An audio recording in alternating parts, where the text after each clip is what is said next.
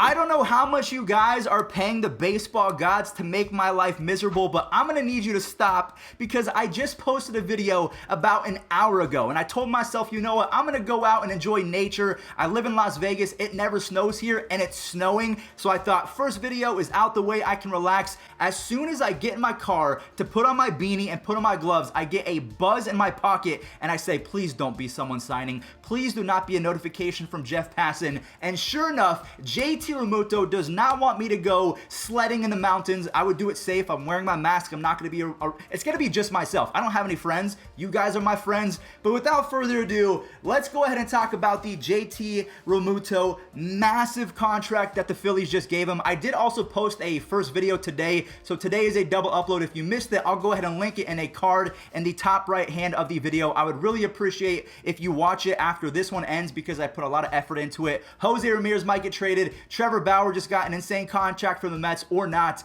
But let's focus on JT because he is the man of the hour with his contract of 5 years, $115.5 million. He officially gets the richest contract on a season-to-season basis in the history of baseball for catchers. He just beat out Joe Mauer. So at $23.1 million a season, that's his AAV, $23.1 million a year. Easily the richest catcher that we've ever seen, and he deserves it. There is no one better at catching and hitting and doing everything that you need someone as a backstop to do. Salvador Perez might be the better hitter. Maybe you have Roberto Perez as the better defender. But if you take every catcher in baseball and compare them to JT Realmuto, he is so good at so many different things that he is the top dog. There is not a single catcher in baseball that I would take over JT. I'm not taking Salvi. I'm not taking Buster Posey. I'm not taking Travis d'Arnaud. I'm not taking Roberto Perez. I'm not taking Gary Sanchez. JT is the number one guy, and it's going to be so until he's 34 years old because right now, the Phillies are not going to give him a 7-year, 8-year contract. That is never going to happen. Catchers, as they age, they're more injury prone. They get a whole lot less fast on the bases, as evident by Buster Posey, and they end up playing first base. I wish that he could have played DH from time to time to save some of his legs, but of course the National League and the Players Union does not want that to happen. I talked about that in the earlier video from today.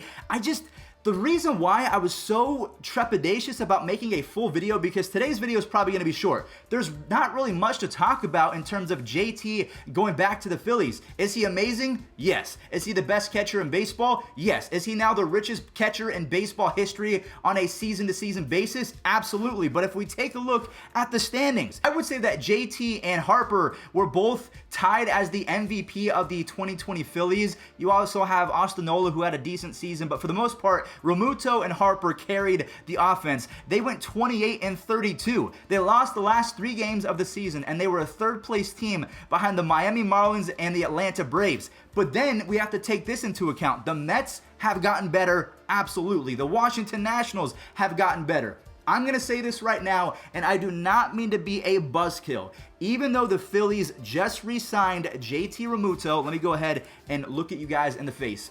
The Phillies, do not take this the wrong way. Even if you're a Phillies fan, I expect you to be realistic about what the team in front of you is looking like. You are still a 4th place team. And I say that because the Mets are 100% better. The Braves are 100% better. I would even say the Marlins, because they made the playoffs and they had some playoff success, they're going to come into this season with a little bit more swag. They might be better than you on paper. Not on paper because the Phillies have a ton of talent, but for whatever reason, the way that the Marlins play, it just works. It works. And then also the Nationals, they've been picking up a ton of pieces. I just don't know how they are going to beat the teams that we've talked about. I mean, the Braves, considering they might get Jose Ramirez, if that happens, it's a done deal. They are going to win that division, even over the Mets. So how are the Phillies going to get out of that with even a wild card opportunity? And now that the expanded playoffs are not coming back thanks to the rejection from the Players Union, what are you expecting as a Phillies fan? Please let me know. If you're from Philadelphia or if you're from any part of the country, if you support the Phillies, what are your expectations for the 2021 season and beyond? Is Spencer Howard going to have to be a stud in that rotation? Do we think that Alec Bohm is going to be the next, I don't know, David Wright or any other third baseman that you can think of that has a really high ceiling? Can he live up to those standards? To me, it's going to be a very, very roller coaster year. The Phillies are going to have to exceed expectations if they want to make the playoffs, let alone the World Series. Bryce Harper, I'm sorry to say, but for right now, it seems like he made the wrong choice. The Nationals are better right now, and they've already won a World Series. So there we go, today's second video, I should say. Remember to go watch that as soon as this one is done. JT is going back to the Phillies on a 5-year, $115.5 million contract, the highest AAV for any catcher in Major League Baseball history. But unfortunately, their rotation is not good enough. Talking about the Phillies, their bullpen is still a weakness. Also, I do want to say that I posted this to Twitter saying that even with JT coming back, the Phillies are still a 4th place, maybe even a 5th place team, and Foolish Baseball agrees with me. He's one of those guys that if he says something, I listen to it. The only thing I will add is I did forget that the Phillies picked up Jose Alvarado on top of getting Archie Bradley, so their bullpen is in fact better. I do not want to anger all of the fans of Philadelphia, but at least be not this guy. This guy was in my DMs saying that my opinion is pretty much null and void because I've gained weight. So yeah, don't be this guy. He's definitely compensating. Not sure what he's compensating for, but I'm sure he has a big truck.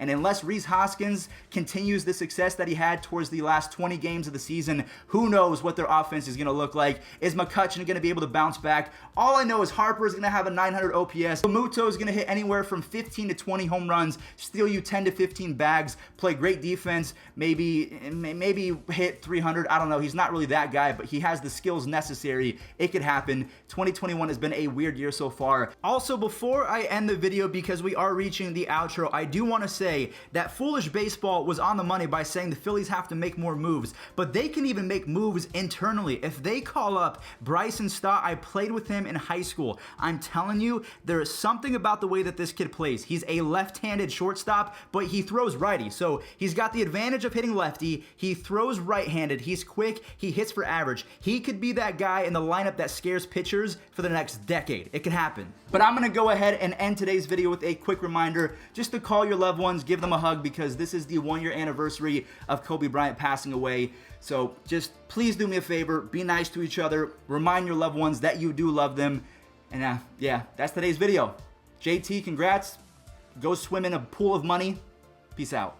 His highest pitch count of the season, well over 100. Here comes a 3-1. Wade launches. Left field. Goodbye. 4-0 Dodgers in the 6th. And Yasiel Puig connected.